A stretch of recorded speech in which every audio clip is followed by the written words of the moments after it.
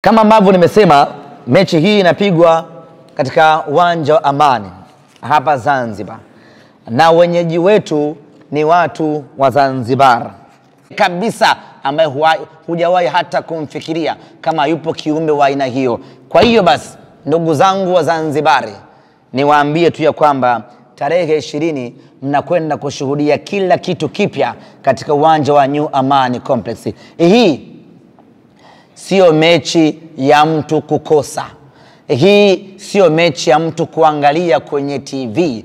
Hii sio mechi ya mtu kuhadithiwa.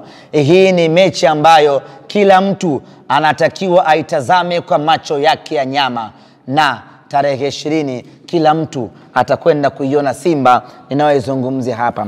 Na watu wa Zanzibar na kila sababu ya kujipongeza